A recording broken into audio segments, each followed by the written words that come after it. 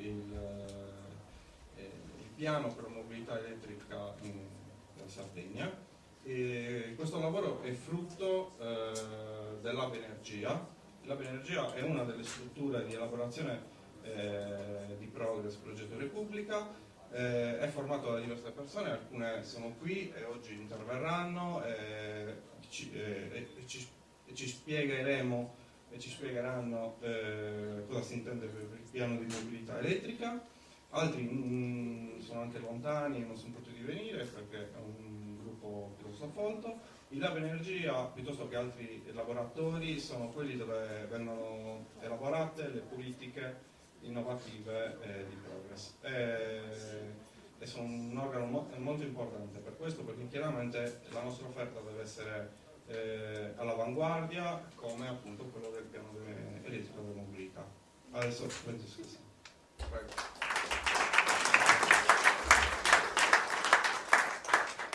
Buongiorno a tutti, diciamo che sarà la presentazione del piano per la mobilità dietetico, perché vi costringeremo a assorbirvi questa presentazione quando il languorino comincerà a farsi sentire, però cercheremo di essere coincisi, anche se le cose da dire sono tante.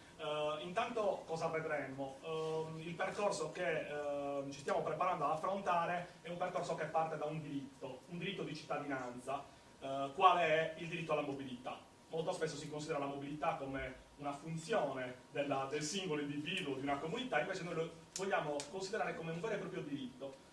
Quando in un processo di costruzione di una repubblica nuova si deve ragionare su come costruire il futuro della collettività che andremo a governare, abbiamo bisogno di riscrivere la carta dei nostri diritti, e noi pensiamo attraverso il Lab Energia che sia importante partire da questo diritto fondamentale di ogni cittadino di questa terra e di ogni essere umano. Quindi diciamo che il percorso che seguiremo sarà segnato da questa idea di diritto alla mobilità, e vedremo come attraverso il piano per la mobilità elettrica è possibile costruirlo effettivamente questo diritto, e come attualmente questo diritto possiamo dire che sia negato in qualche modo ai sardi. E non stiamo parlando di mobilità verso l'esterno, no? Che è un tema abbastanza classico del dibattito politico, la mobilità verso il continente europeo, verso l'Italia, verso gli altri paesi europei, ma la mobilità intesa come mobilità interna, all'interno del nostro contesto nazionale. Quindi andremo a seguire una serie di passaggi e poi cercheremo di concludere anche con delle considerazioni politiche. Un elemento che ci preme sottolineare è che questa è una presentazione non tecnica ma politica. Vedremo anche qualche elemento tecnico, però ci teniamo a dire che la presentazione di questo lavoro, frutto, come diceva Diego, del lavoro dell'Hub Energia, avverrà a settembre dopo la prima metà di settembre, dove ci sarà una presentazione ad hoc. Oggi per la festa di Progress per Dies del Vesta abbiamo pensato che fosse più opportuno costruire un percorso di ragionamento collettivo, di ragionamento dove tutti noi assieme possiamo muoverci verso la costruzione di questo diritto. Questo è quello che faremo, e lo faremo in questa logica, nella logica del costruire una repubblica. E per costruire una repubblica noi pensiamo che si debba ragionare da un lato sui tempi, quindi su politiche che vadano a incidere nel breve periodo sulla nostra vita quotidiana, nel medio periodo e anche nel lungo, che ci preparino alla costruzione della repubblica. E poi ragioneremo anche su il concetto di spazio, di luoghi, quindi delle politiche che vadano bene alla piccola comunità, ma che poi possano diventare delle politiche per il nostro territorio in senso nazionale, e fino a diventare anche delle politiche buone per confrontarci con il mondo. E vedremo quanto i paragoni con altre realtà che in giro per il mondo fanno già politiche per la mobilità sostenibile di questo genere è fondamentale, perché dobbiamo sempre guardare, dobbiamo avere sempre l'occhio rivolto a cosa succede fuori dai nostri confini, e dobbiamo essere sempre molto bravi anche a riprendere esperienze positive. Questo credo che sia un obbligo di chi vuole costruire l'indipendenza nazionale per il nostro popolo e per le nostre comunità. Ovviamente i temi sono tantissimi, quelli che affrontano i nostri laboratori, e spaziano sulla quotidianità di ognuno di noi, sulla nostra vita quotidiana, dai problemi del lavoro, ai problemi del welfare, ai problemi delle politiche sugli enti locali, come abbiamo visto stamattina. Noi oggi ci concentreremo sulle politiche energetiche e sulle politiche per la mobilità. Questo lavoro serve per riempire la famosa cassetta degli attrezzi. Un partito indipendentista che non si dota di strumenti per analizzare la propria realtà, per capirla, per studiarne le criticità, per studiarne i limiti. Un partito che non si dota di queste capacità, riempie la cassetta degli attrezzi a tutti gli effetti, e per noi per riempire la cassetta degli attrezzi sono i laboratori e i centri di elaborazione, appunto. Un partito che non fa questo sforzo è un partito destinato a non produrre innovazione, a non produrre cambiamento reale, è un partito destinato a fermarsi sullo stato delle cose. Noi crediamo che si debba invece procedere avanti. Questo è il senso, la logica del nostro piano per la mobilità. Diceva Georg Simmel, un sociologo famoso tedesco, in un testo che si chiama Lo spazio e gli ordinamenti spaziali della società, che la mobilità è l'elemento che dà struttura e forma a tutte le società umane. Dalla mobilità nasce il confronto tra società differenti, dalla mobilità nasce il nostro rapportarci con tutte le piccole parti della nostra vita quotidiana. Quindi partire dalla mobilità e dal diritto alla mobilità ha questo grande significato. Stiamo ricostruendo la nostra società fin dalla funzione basilare, che è appunto il muoversi. Come lo faremo questo percorso? Intanto vedremo che cosa incide sulla mobilità dei sardi, sul diritto della mobilità dei sardi. Sicuramente le infrastrutture materiali, quelle fisiche, che quotidianamente noi viviamo nello spostarci per lavoro o nel vivere la nostra vita quotidiana relazionale. Poi c'è un altro elemento importante, le politiche. Che politiche si fanno in Sardegna oggi sulla mobilità? Chi le fa? Come le fa? E perché le fa male? Visto che stiamo parlando della negazione del diritto alla mobilità per la nostra comunità. E poi un ultimo, i comportamenti umani. Sappiamo bene che molto dipende anche dalla nostra capacità di interiorizzare prassi di mobilità sostenibile. Pensate al car sharing piuttosto che ad altre prassi che in qualche modo costruiscono una mentalità. Pensate adesso al parco auto della Sardegna. Noi siamo abituati nelle nostre realtà familiari ad avere più di una macchina, perché la mobilità si è individualizzata. Nel passaggio del tempo, adesso lo vedremo con i dati, la mobilità di ognuno di noi è diventata individuale. Noi molto spesso andiamo con la nostra macchina da soli. Questa è una prassi di comportamento che ha bisogno di interventi politici, di interventi culturali, di interventi formativi. Questi sono i tre aspetti: politiche, infrastrutture e comportamenti, che segnano il nostro orizzonte, l'orizzonte in cui ci muoveremo in questa presentazione. Questa era solo la premessa, figuratevi che cosa c'è adesso. Stiamo appena iniziando. Partiamo veloci però, infrastrutture e territorio. Il primo elemento di cui abbiamo parlato, di cui vi ho detto essere fondamentale nel nostro ragionamento. Dati ufficiali ovviamente, un laboratorio che vuole... Mi sentite anche se mi sposto dal microfono? Sì. Forse per la registrazione. Ah, per la registrazione, va bene, allora rimango così. Solo lo streaming vedono sparire. Dati infrastrutturali.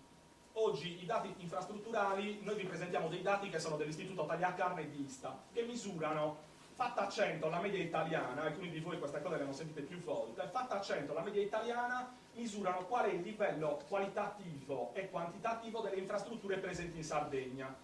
Quindi andare a vedere questo dato significa capire quanto la politica, la nostra classe politica autonomista, no? Ha investito nelle infrastrutture materiali, nella nostra possibilità di muoverci dalla più banale strada passando per la ferrovia.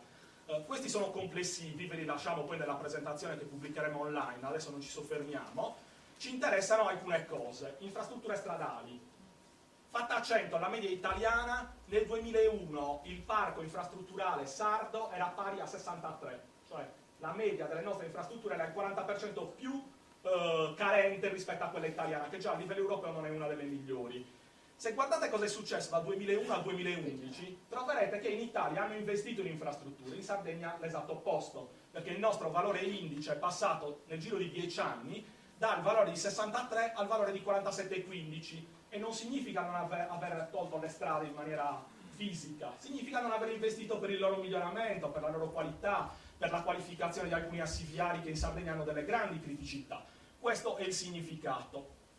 Vado veloce. Infrastrutture ferroviarie. Fatta a 100 la media italiana, il valore al 2001 delle infrastrutture ferroviarie in Sardegna era pari a 24,47. Notate cosa è successo negli ultimi anni. Non c'è nessun tipo di investimento per la mobilità via rotaia, via ferro, anzi questi dati ci dimostrano che sono assolutamente tra i più bassi d'Europa, non abbiamo paragoni, forse solo la Corsica si assomiglia alla nostra realtà e qualche altra piccola realtà. Questo ci dimostra quanto su questo tipo di politiche infrastrutturali nessuno stia puntando, cioè in Sardegna questo aspetto viene considerato in questo modo. E badate bene, in questi 10 anni ci sono tanti governi amici, cioè quando in Sardegna c'è un governo di centrosinistra unionista e in Italia c'è un governo di centrosinistra, di solito si considera il concetto del governo amico, no? Dovrebbe aiutarci, dovrebbe farci del bene. I dati dimostrano che non c'è governo amico che tenga. La deinfrastrutturazione del nostro territorio è strutturale. E oggi assistiamo alla chiusura di stazioni ferroviarie quasi all'ordine di una ogni mese. Chiudono, del silenzio più totale. Il paesino che era servito da rotaia chiude per questo genere di cose. Figuratevi che vi passano come grande innovazione aver fatto la stazione a Elmas. Pensate a Elmas, quanto è distante la linea ferroviaria dall'aeroporto? Sono circa 200 metri in linea d'aria. Se andate a pensare che quest'opera sarebbe stata un'opera da fare 30 anni fa, non oggi, e oggi viene spacciata come una grande innovazione, come effettivamente un grande risultato, potersi muovere e arrivare all'aeroporto, ma in tutte le città europee con una situazione così favorevole sarebbe stato fatto 30 anni fa. Però passiamo oltre.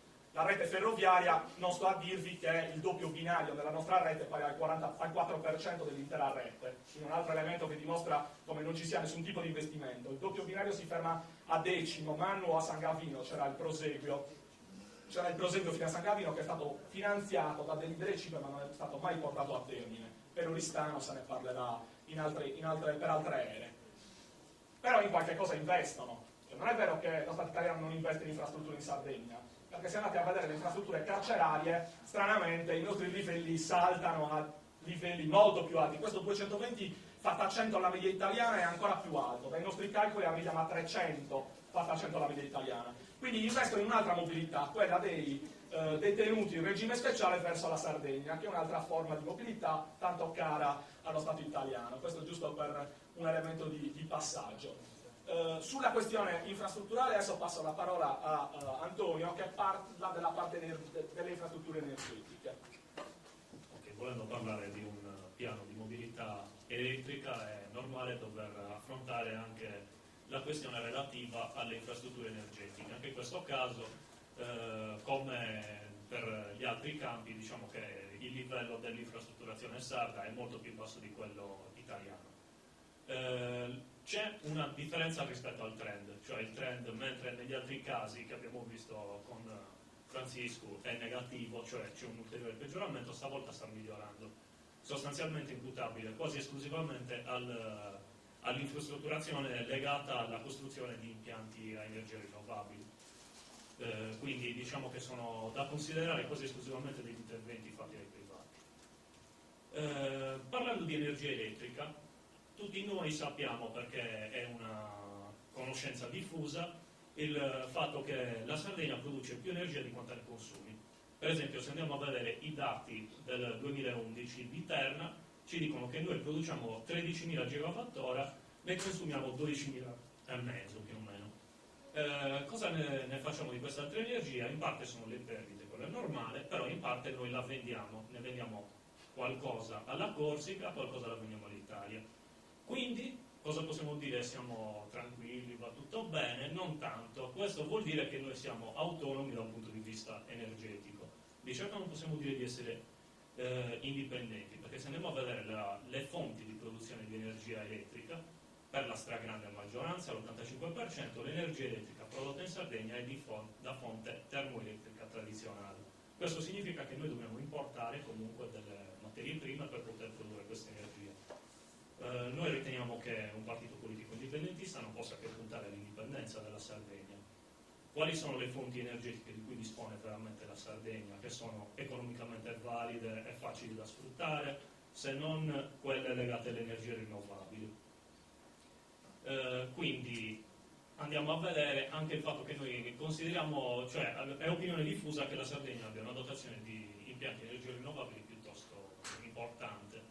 Non è poi tanto vero, qua i dati non si vedono granché, però per dire c'è più produzione eolica in Sicilia che non in Sardegna, abbiamo più produzione di energia fotovoltaica in Lombardia che non in Sardegna, per dirne una. Magari sarebbe invece interessante tenere conto non tanto di quale cosa, per queste fonti, non tanto di quale fonte viene utilizzata, ma da chi e come.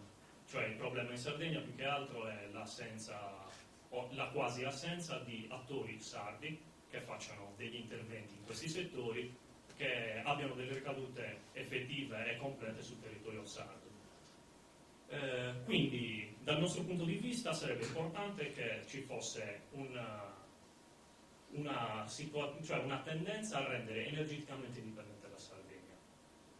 Un ostacolo effettivo a questo fatto è la rete elettrica, cioè la rete elettrica è stata studiata e realizzata secondo i metodi validi nel Novecento, secondo i quali c'erano pochi punti di produzione di energia elettrica, le grandi centrali, quelli che conosciamo tutti, Porto Torres, Porto Vesme, Ottana, eccetera, e tanti altri punti, le nostre case, le nostre industrie e tutto il resto, che invece consumano. L'utilizzo delle energie rinnovabili porta invece a ribaltare questo paradigma e quindi porta ad avere una situazione in cui i punti di produzione sono migliaia sul territorio e si auspica, sempre nel rispetto dell'ambientale, che comunque crescano di numero. Questo comporta che la rete, pensata per pochi punti di distribuzione, quindi per essere praticamente unidirezionale, si trasforma in un qualcosa di molto più difficile da gestire, una rete nella quale i flussi vanno e vengono a seconda delle condizioni, magari in una zona sta facendo vento, quindi c'è una maggiore produzione eolica, mentre dall'altra no, e quindi c'è un flusso in una direzione oppure nell'altra. E oltretutto l'altro problema legato all'utilizzo soprattutto delle fonti fotovoltaica ed eolica è che queste sono intermittenti, cioè il fotovoltaico ovviamente banalmente produce solo di giorno, però noi abbiamo bisogno di una certa quantità di energia anche la notte e allo stesso tempo durante il giorno, magari nell'orario fra mezzogiorno e le 2 di un giorno festivo, quando i consumi sono pochi perché magari siamo tutti al mare, tutta quell'energia che produciamo che fine fa? Va ad intasare la rete e a creare dei problemi. Quindi abbiamo dei problemi nell'integrare grosse fette percentuali di produzione di energia da fonti rinnovabili nella rete. Non è un problema sardo, è un problema mondiale. Quindi tutti si stanno muovendo per cercare di risolverlo. Quindi uno dei metodi per risolvere questo problema è sicuramente quello dei sistemi di accumulo, cioè quando abbiamo delle sovrapproduzioni di energia la dobbiamo riuscire ad accumulare in qualche maniera per poi utilizzarla quando ne abbiamo necessità. Da un lato copriamo i momenti in cui non abbiamo la fonte energetica, la notte per il fotovoltaico, dall'altro evitiamo che la rete sia sovraccaricata. Però i sistemi di accumulo oggi si limitano a quelli idroelettrici, che sono già utilizzati al massimo. Al momento, quale può essere una delle possibili soluzioni? Proprio la mobilità elettrica, cioè cominciare a pensare alle batterie all'interno delle auto elettriche come parte di un sistema più grande che accumula energia da utilizzare in altri momenti. Questo può risolvere soprattutto il problema dei picchi. Ora do la parola a Francisco. Abbiamo visto il quadro delle infrastrutture sotto tutti i punti di vista. Adesso ci spostiamo su un altro elemento, che è il costo attuale della mobilità. Quindi andiamo su un elemento economico, proprio di quattrini del nostro portafoglio. Quanto costa ai sardi muoversi quotidianamente? Quanta benzina consumiamo, visto che non ci sono le ferrovie, la nostra mobilità per lavoro e per vita personale è tutta giocata sull'auto, quindi auto che produce, oltre che inquinamento, anche costi esagerati, notevoli per la nostra economia domestica. E vediamo che la mobilità ha infatti è un sistema che incide su 3 tipologie di cose che ci interessa in questa sede analizzare. Ha un costo per il sistema delle famiglie, ha un costo ambientale importante e ha un costo per il sistema produttivo. Questi sono i tre aspetti su cui incide il costo della mobilità. Se andiamo a vedere il nostro parco veicolare, quindi il parco delle nostre automobili, dei nostri motocicli, degli autobus che girano per il nostro territorio, scopriamo che in Sardegna ci sono 1.300.000 veicoli. 1.300.000, noi siamo 1.600.000, abbiamo 1.300.000 veicoli che gironzolano per il nostro territorio nazionale. Ovviamente guardate le proporzioni, il trasporto merci sono 145.000, le auto sono circa 1 milione. Questo parco auto ovviamente ha dei trend. Prima parlavamo dei nuovi modelli anche di consumo che abbiamo rispetto all'automobile e rispetto alla mobilità, e notiamo che le auto negli ultimi 10 anni, dal 2004 al 2011, sono aumentate da 890.000 a 1 milione di autovetture. Quindi c'è un trend in crescendo, anche dovuto al fatto che ognuno di noi individualizza appunto la propria mobilità. Ovviamente questo tipo di incidenza lo ritroviamo anche nelle altre componenti. Queste sono tutto il nostro parco auto che arriva appunto a più di 1.300.000 veicoli, quello che vi dicevo prima, ovviamente con dei trend in crescendo. Sono dei trend che in tutto l'Occidente più o meno ritroviamo. In Sardegna però abbiamo delle particolarità, e le particolarità sono dovute al consumo di benzina totale. Noi consumiamo ogni anno 312.355 tonnellate di benzina. La mitica domanda era: è poco o è molto? Cioè, no, è parecchio o è poco? Come facciamo a vederlo? Lo vediamo semplicemente intanto guardando un confronto con l'Italia e poi facendo anche un confronto con l'Europa. Il consumo pro capite di benzina, quindi considerate anche i bambini, stiamo considerando un consumo pro capite grezzo, è 186 kg di benzina anno per i sardi, mentre in Italia il consumo è di circa il 7% inferiore, con 164.000, questo è il dato sul mezzogiorno. I nostri dati sono all'incirca tra i più alti d'Europa come consumo di chilogrammi di benzina, no?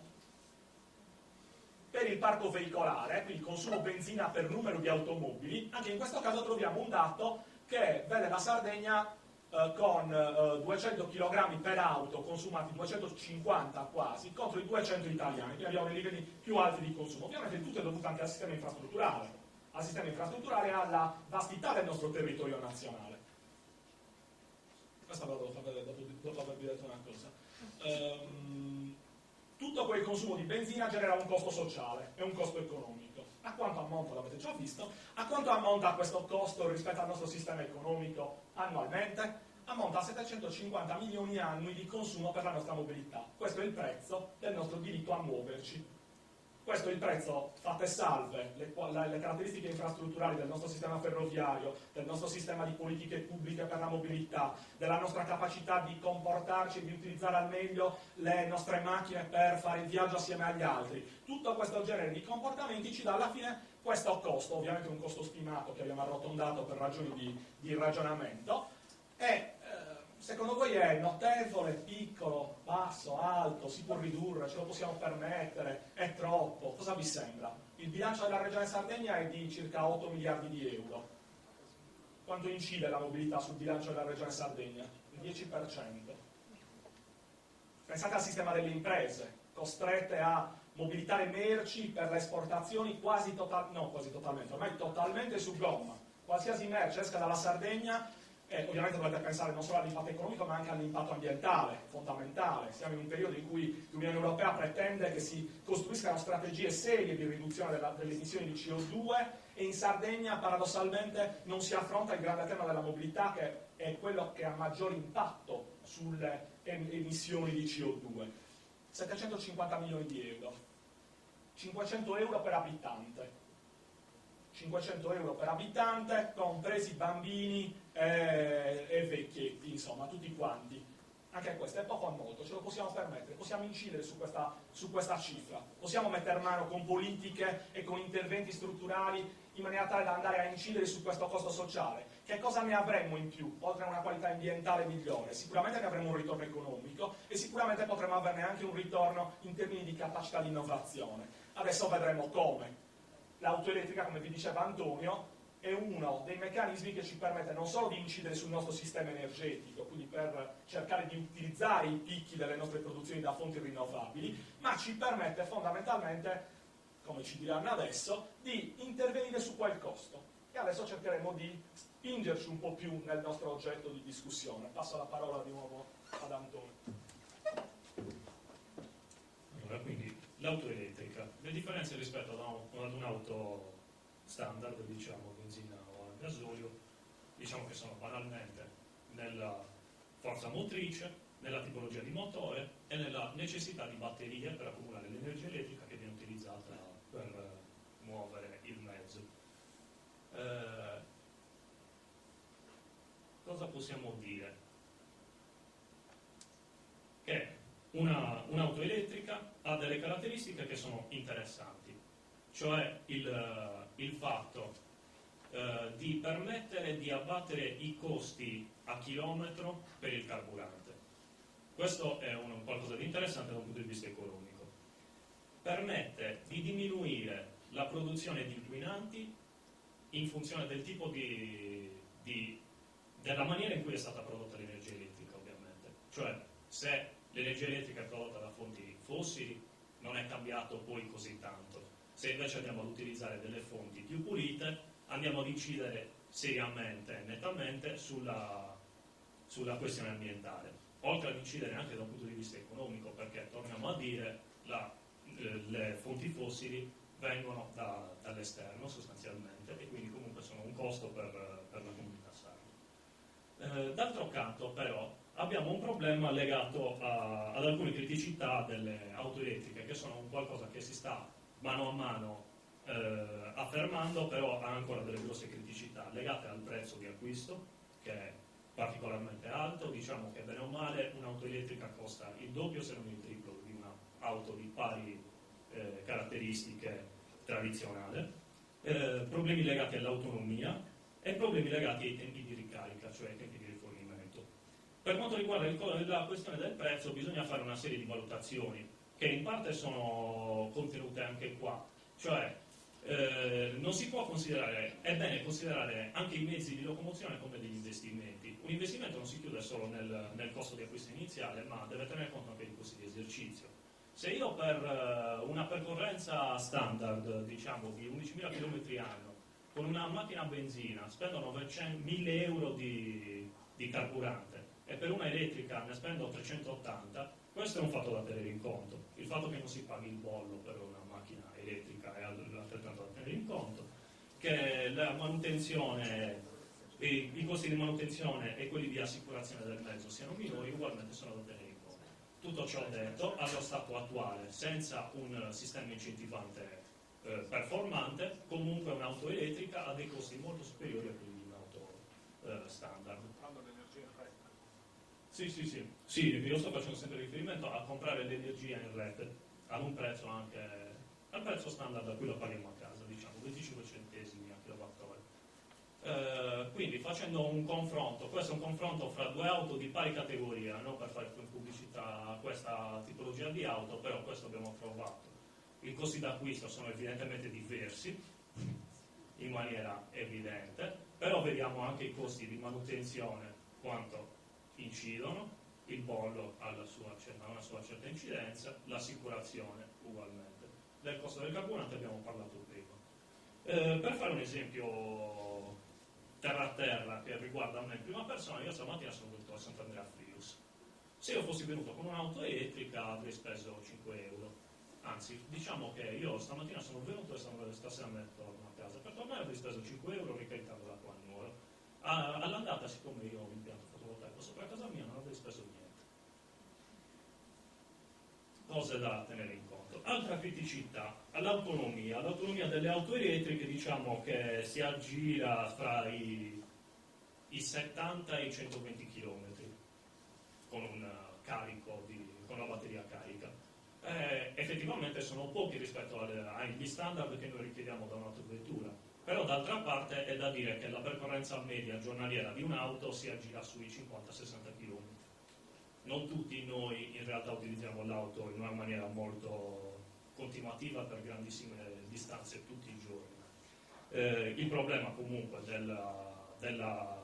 dell'autonomia dell'auto va affrontato e quindi prevede l'affrontare il problema dei sistemi di ricarica. Al momento esistono 4 standard riconosciuti a livello europeo dalla normativa di settore, dei quali alcuni sono adatti per la ricarica lenta e quindi casalinga sostanzialmente, cioè uno in casa tiene l'auto ferma per parecchie ore e ha la possibilità di ricaricarla nell'arco di 8 ore. Altri sistemi di ricarica invece, i cosiddetti sistemi di ricarica veloce, sono studiati per i punti di ricarica su strada, l'equivalente del distributore. E le tecnologie attuali permettono di avere tempi di ricarica completa fra l'ora e il quarto d'ora. Quindi dei tempi che si stanno, mano a mano che la ricerca va avanti e che l'industria investe in questo settore, stanno diventando sempre più interessanti e sempre più simili a quanto possiamo richiedere noi da un veicolo per il suo utilizzo. Quindi noi abbiamo sicuramente necessità di investire il trend del costo della mobilità su gomma e in prospettiva la possibilità dell'auto elettrica va in quella direzione.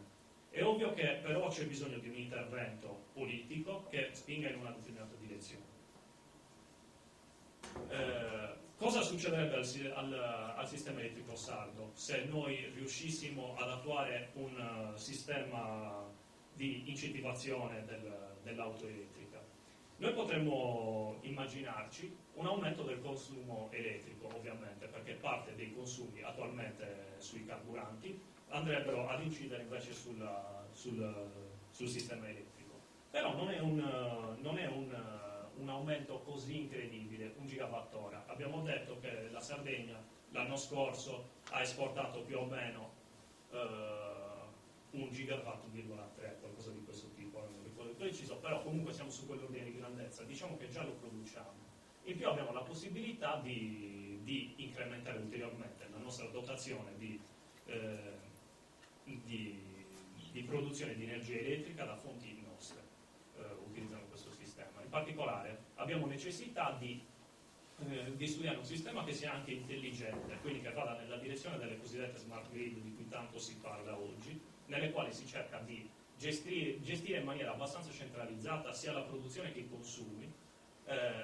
Sarà necessario sviluppare dei sistemi di accumulo intermedi fra il sistema di accumulo dell'auto e la produzione e soprattutto sviluppare una tendenza che sta andando avanti ultimamente e che ha delle ottime possibilità di portare a dei grandi risultati, che è quella di utilizzare i veicoli elettrici come vere e proprie parti del sistema elettrico, cioè vehicle to grid, cioè delle auto elettriche che quando sono in sosta e sono collegate alla rete elettrica possano, a seconda delle necessità della rete e dell'autoveicolo stesso, caricarsi o scaricarsi.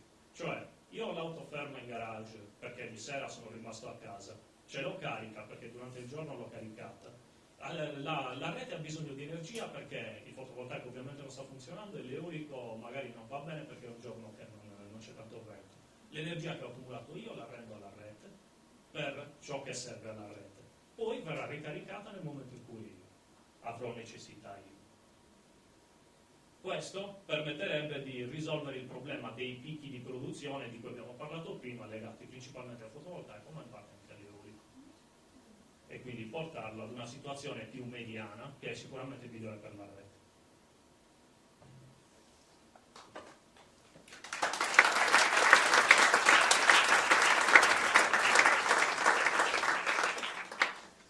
Ora andiamo a vedere meglio come il piano della mobilità elettrica viene sviluppato. Qui abbiamo un quadro d'unione dove si vedono tutti e 4 gli assi strategici del piano. Il primo è la rete infrastrutturale, ovvero come si incide sul territorio in area urbana ed extraurbana, e quindi avremo le problematiche legate a dove posizionare le colonie, vedremo diverse casistiche. Il secondo asse è quello del parco auto, ovvero, come diceva anche Antonio, oltre a finanziare e aiutare l'acquisto di auto per il privato, c'è anche tutto il filone, diciamo così, del pubblico, perché sono tantissime le auto dei comuni, delle province, degli enti che sono tutte chiaramente a benzina, a gasolio, quindi c'è tutto quel parco auto che da considerare. Terzo asse, la ricerca, l'innovazione e le filiere produttive, ovvero richiamare l'università, gli istituti di ricerca, il tessuto produttivo e le filiere, e creare poi quindi delle filiere di produzione su quello che deve essere un'opportunità da sviluppare, ovvero non andiamo soltanto ad acquistare, ad importare dei mezzi, ma visto che siamo un territorio di ricerca, diventeremo comunque all'avanguardia nel mondo, allora sicuramente all'interno delle università, con la creazione di istituti di ricerca, attraendo attività produttive che oggi magari vanno in altre località del mondo, e quindi creando delle filiere.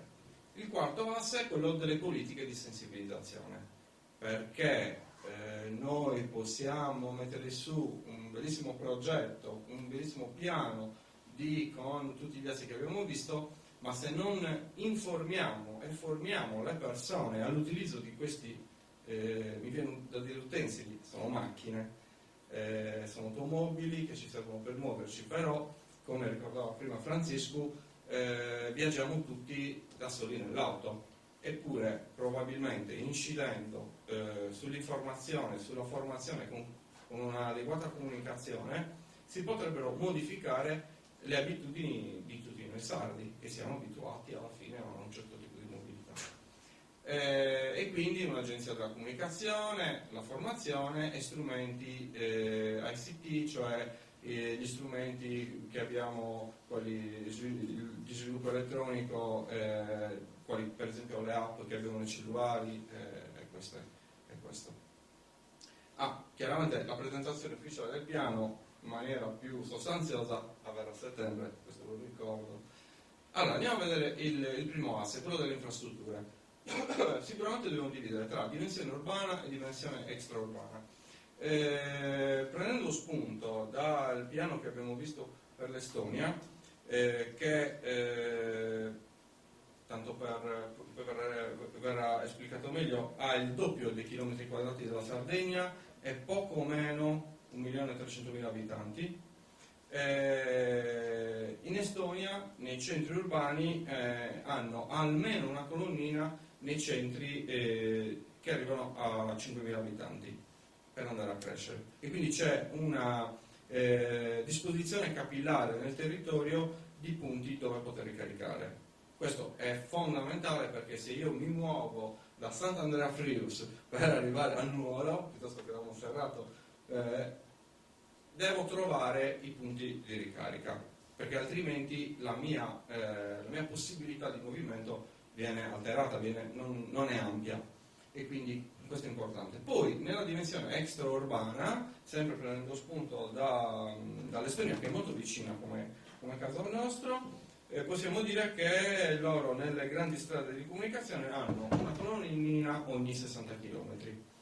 Io venendo qui mi sono fermato a Santa piuttosto che a Tramazza, si potrebbero tranquillamente utilizzare i distributori già esistenti, perché oltre che la ricarica magari quella rapida in 15 minuti, 20 minuti per l'automobile, ho bisogno anche di prendere un caffè, un bicchiere d'acqua e qualcos'altro, quindi in quelle soste che avvengono naturalmente si potrebbe trovare, dove già c'è un'infrastrutturazione, anche la colonnina per queste tipologie di auto.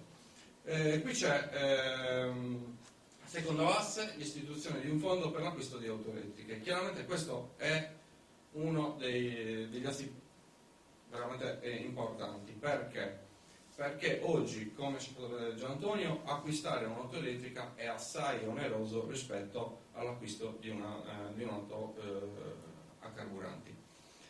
Abbiamo l'esempio della Norvegia, che come percentuale di crescita è la prima al mondo, e siccome anche noi vogliamo essere i primi al mondo, ci mettiamo come sfondo quello di raggiungere la Norvegia, ovvero ogni anno il 3% di immatricolazioni sul totale delle immatricolazioni è in auto elettriche. Per fare questo cosa hanno fatto e cosa proponiamo anche noi? Che il 50% del prezzo di acquisto venga incentivato per un massimo di auto chiaramente fino a 15.000 euro.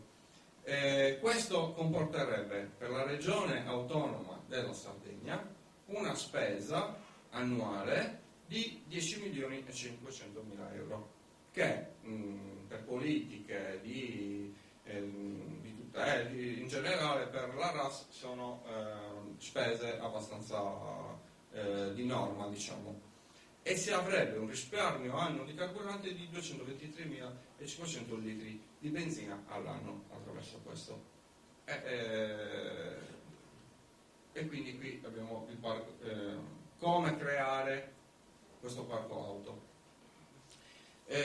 Poi, oltre agli incentivi ai privati, abbiamo chiaramente gli incentivi ai comuni e agli enti pubblici, perché, come dicevo prima, c'è un enorme parco auto, di auto comunali, provinciali, Panda vecchie che non ne possono più di vivere, piuttosto che sicuramente un parco elettrico, oltre ad essere, oltre a portare a regime l'intero piano, sarebbe anche un incentivo e come dire, un dare l'esempio. È chiaro che se incomincio a vedere nel mio comune qualche auto elettrica, le prime incominciano ad arrivare mani dal comune, sono i primi a investire su questo e a farla vedere, e quindi i dipendenti le potranno utilizzare e magari, avendo la possibilità di utilizzarle gratuitamente, gli verrà anche la voglia di dire sì, quasi quasi mi cambio l'auto e sfrutto l'incentivo.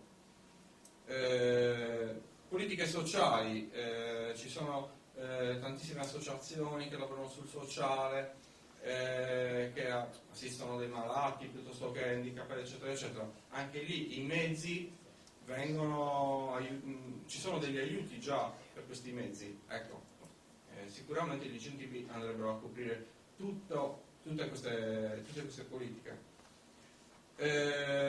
Terzo asse, ricerca, innovazione e filiere produttive.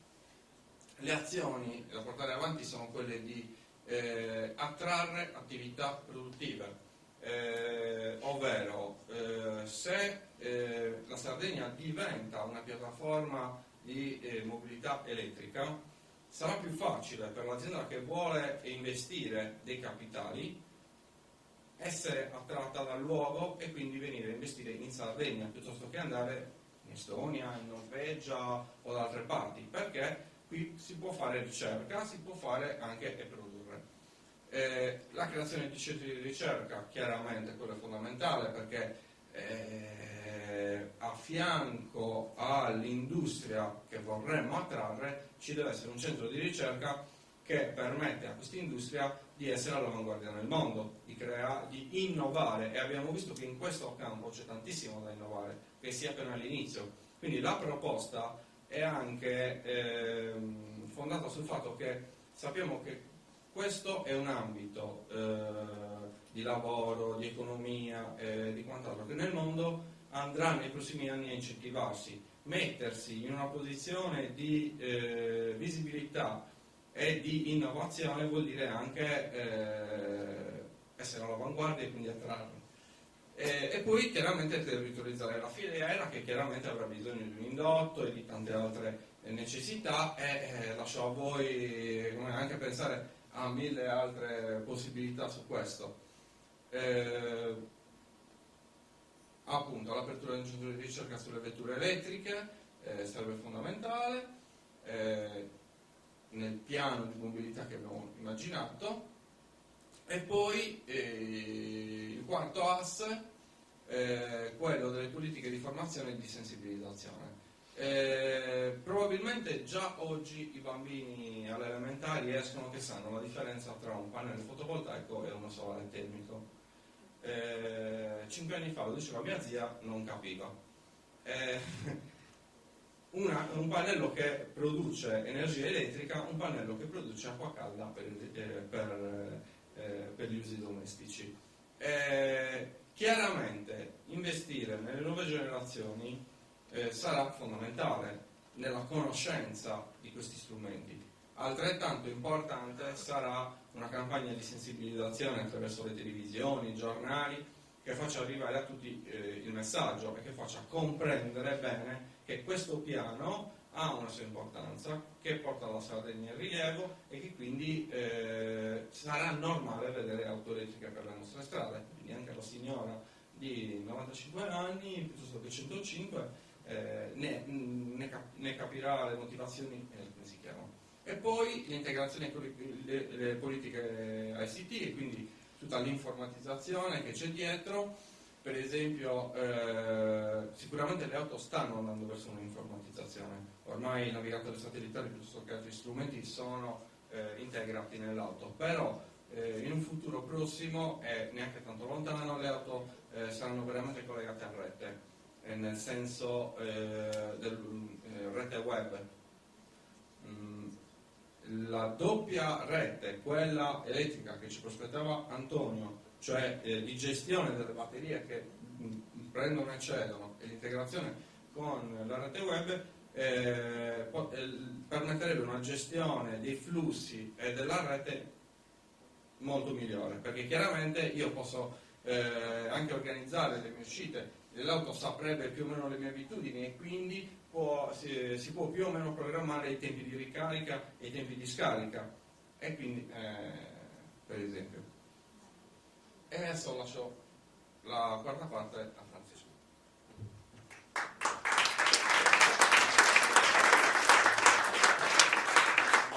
Abbiamo visto la struttura del piano. Ovviamente il piano che presenteremo a settembre avrà negli assi, nelle azioni conseguenti agli assi, anche tutta la dettagliatezza necessaria per un documento di questo tipo, quindi con le risorse secondo noi opportune per ognuna delle singole azioni che avete visto in questo caso presentate in maniera semplicemente sommaria. Questo tipo di impostazione ci permette di fare uno sforzo, che è anche quello di recuperare le risorse, perché sappiamo bene che senza le risorse economiche non si può progettare un investimento di questo tipo che cambia anche il volto della nostra terra da qui ai prossimi 10 anni. Stiamo parlando di politiche di medio periodo, quindi che si devono costruire in un orizzonte temporale non lunghissimo ma nemmeno brevissimo. Quindi abbiamo il problema dell'infrastrutturazione che ha una necessità di un paio d'anni per essere portata a termine, per essere progettata e realizzata. Abbiamo le politiche sulla sensibilizzazione che possono partire fin da subito e che possono essere giocate su un livello temporale di breve periodo, e abbiamo tutta una serie di azioni che invece vanno cadenzate nel tempo. Ora, le risorse. Questi intanto sono gli obiettivi di cui abbiamo parlato oggi e che in qualche modo danno il senso del nostro percorso. Diminuire i costi di spostamento del trasporto per il cittadino, diminuire l'inquinamento prodotto da diesel e benzina nella mobilità tradizionale, diminuire le emissioni di CO2 rispettando gli obiettivi del protocollo di Kyoto sul cambiamento climatico, ottimizzare l'uso dell'energia elettrica prodotta da fonti di energie rinnovabili evitando gli sprechi, incentivare la nascita e lo sviluppo di una filiera legata alla mobilità elettrica, stimolare la ricerca scientifica e l'imprenditorialità. Questa è una sorta di tavola di quelli che sono i presupposti filosofici e politici di questo tipo di intervento.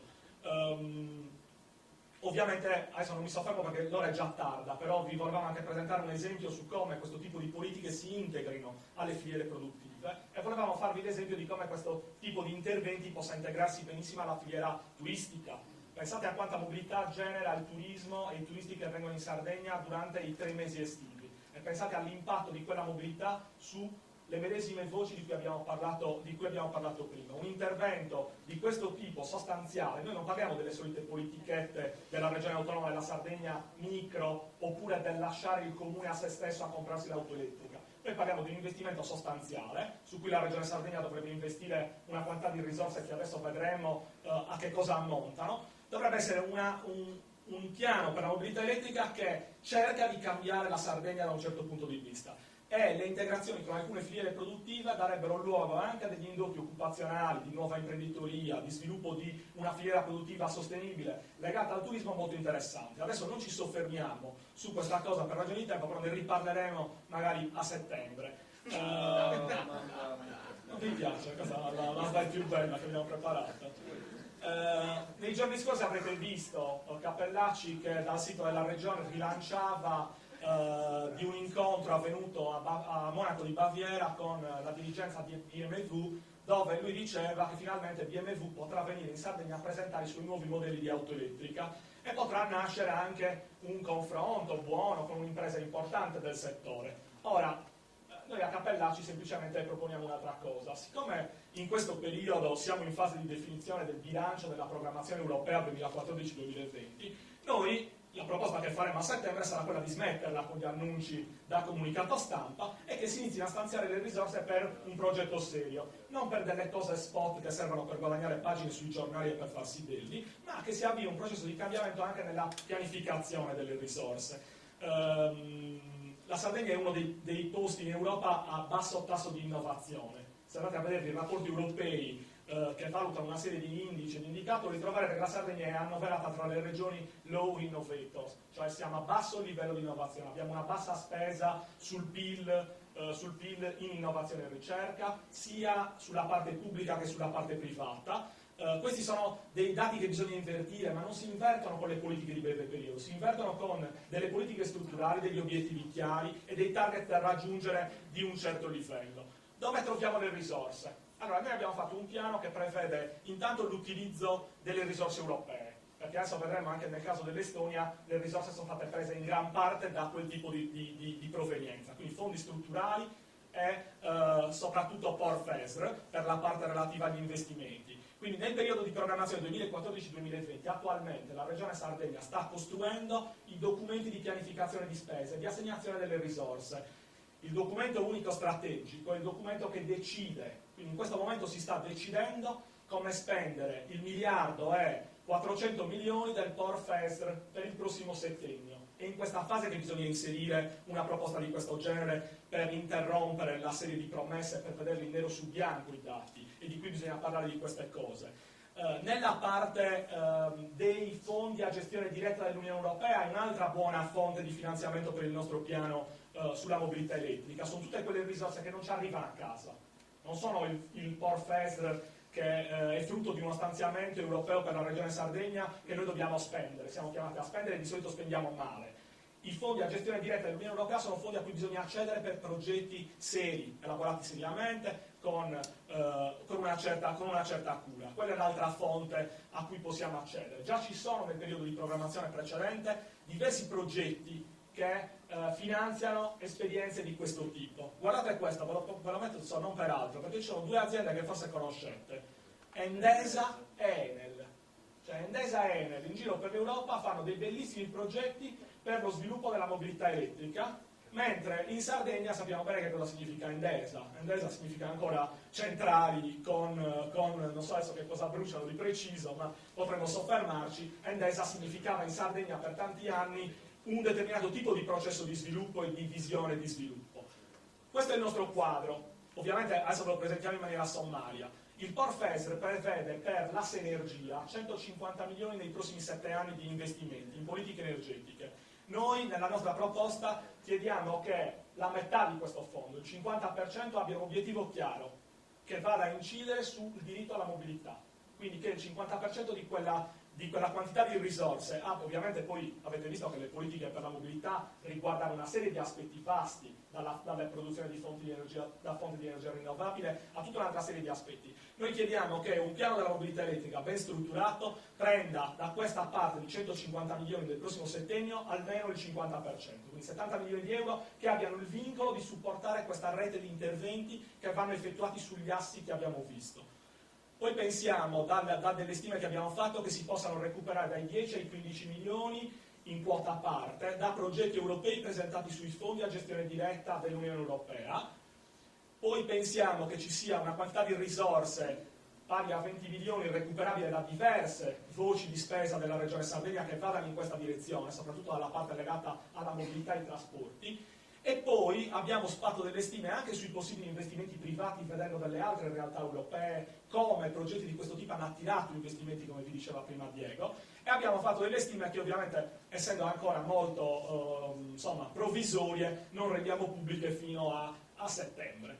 Questo è il nostro progetto di massima, il nostro piano per la mobilità, gli assi del nostro piano di mobilità. Ovviamente sulle azioni avremo modo di discuterne a settembre. Vi presentiamo rapidamente una cosa che è molto simile a quella che stiamo facendo noi, perché vi dicevo prima, una repubblica che nasce ha bisogno di guardare il mondo, e per guardare il mondo bisogna vedere anche le buone prassi che in giro per il mondo si mettono in piedi. The Singing Revolution non è nient'altro che il processo di costruzione dell'indipendenza nazionale che ha vissuto l'Estonia. L'Estonia, pezzo dell'Unione Sovietica, nel 1991 attraverso la rivoluzione cantata conquista la sua indipendenza. Dal 91 in poi l'Estonia, che è un piccolo paese baltico di 1.300.000 abitanti, ve lo diceva prima Diego, con una densità di abitanti di 28 abitanti per chilometro quadrato, la Sardegna ne ha 64, e di solito siamo annoverati tra i territori con più bassa densità demografica, ha un PIL più basso di quello sardo e via discorrendo, è vasta il doppio della Sardegna, 45.000 km quadrati, la Sardegna è 24.000 km quadrati. L'Estonia a partire dal 91, anno della sua indipendenza, ha costruito un processo di innovazione continua, quindi non solo il piano per la mobilità elettrica che adesso vedremo, ma tutta una serie di interventi importanti legati ai diritti di cittadinanza del popolo estone. Il diritto ad avere una sanità che funziona, il diritto ad avere la possibilità di votare online, tutta una serie di politiche legate all'infrastrutturazione informatica, al diritto all'accesso del web e all'informazione. L'Estonia si è mossa in questa direzione a partire dalla sua indipendenza nazionale. Noi vorremmo farlo prima di arrivare all'indipendenza nazionale, iniziando ad incidere nel governo di questa terra. Nel 2011 l'Estonia sviluppa un piano per la mobilità elettrica, lo costruisce, e nel 2013 il piano per la mobilità elettrica è realizzato, la parte infrastrutturale è realizzata, la parte delle politiche di interazione con l'ICT è realizzata, l'acquisto del parco auto per il pubblico è in parte realizzato, almeno per l'80% di quanto previsto, gli incentivi per l'acquisto del parco auto privato sono attivi e vengono utilizzati, arriva a livelli pari alla Norvegia ormai di immatricolazioni durante l'anno, sul totale delle immatricolazioni, e nel 2013 l'Estonia è il primo paese al mondo per rete elettrica di ricarica sul proprio territorio, una piccola repubblica nata nel 91 con un processo innovativo di gestione delle politiche pubbliche innovativo, usando bene i soldi europei, ha costruito questo bello esempio. Attualmente, se voi andate su questo sito elmo.org, se non ricordo male, lo trovate comunque nei motori di ricerca, potete trovare anche l'integrazione della loro rete di ricariche elettriche con tutto quello che vi dicevamo prima, ovvero sia con la possibilità di vedere quali sono tutte le ricariche, vederne le distanze, se sono occupate o meno, quanto dista il successivo, tutta una serie di processi di informatizzazione avanzati che non sono nient'altro che una buona programmazione delle risorse, una buona spendita delle risorse a disposizione di un piccolo paese. Nel 1882 nasce la prima centrale elettrica, poi nel 1902 viene prodotta la prima macchina in serie, nel 1970 viene prodotta la prima batteria al litio. Pensate che in Sardegna noi avevamo la nuova Scaini che produceva batterie, c'è anche una storia di produzione di questo genere. Le batterie al litio e l'innovazione e la ricerca in quel settore sono un grande settore di innovazione e ricerca.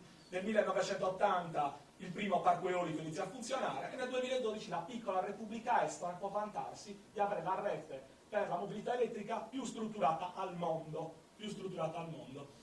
Il 20 agosto ricorderemo la Sinding Revolution, perché cade l'anniversario della Sinding Revolution, e il piccolo paese estone ci dimostra che le cose, se si vogliono fare, si possono fare. Qualche conclusione politica, e vi lasciamo poi al pranzo. Ieri, come vi diceva Antonio, il modello era quello della centrale della distribuzione della rete elettrica. Domani, anche per la Sardegna, le smart grid potrebbero essere il futuro, ovviamente se pianificato attualmente, e se non lasciamo i singoli attori del nostro territorio, gli amministratori locali. Qua abbiamo dei sindaci che hanno costruito il proprio PAES, il proprio piano d'azione per le energie sostenibili, ma non può essere il piccolo piano di un comune a cambiare la storia della nostra nazione. Deve essere la nostra nazione tutta assieme che collettivamente progetta il proprio futuro, e le piccole esperienze delle nostre comunità locali, dei nostri amministratori anche indipendentisti si integrano a quel tipo di processo e a quel tipo di dinamica. Questo è il budget del governo americano. Quando il presidente americano, appena eletto, deve andare nella scuola dell'istituto superiore a presentare il bilancio, il budget degli Stati Uniti d'America, il paese più importante al mondo, si presenta agli studenti e presenta quali sono le voci di spesa. Dice quanto taglierà nell'anno successivo le spese per la sanità e dice quanto aumenterà le spese per la difesa militare. Noi dobbiamo imparare a fare budgeting, dobbiamo imparare a dire ai sardi che il nostro budget è questo, i nostri obiettivi sono questi e le risorse le mettiamo a disposizione per perseguire questi obiettivi. Questa chiarezza dobbiamo essere noi, indipendentisti e repubblicani, a portarla dentro l'amministrazione della nostra nazione e delle nostre comunità. Costruire una repubblica significa fare quello che stanno facendo in Scozia, dove si avviano alla costruzione dell'indipendenza nazionale. Alex Salmond dice agli scozzesi, un famoso discorso post insediamento dopo aver vinto le elezioni con lo Scottish National Party: non dobbiamo solo dire che paese siamo, dobbiamo dire che paese potremmo essere e dobbiamo dire che paese vorremmo essere nel futuro. Chiudo con 3 frasi che mi sembrano significative dopo questa presentazione. La seconda è quella di Martin Luther King: i sogni non sempre si realizzano, ma non perché siano troppo grandi o impossibili, perché noi smettiamo di crederci.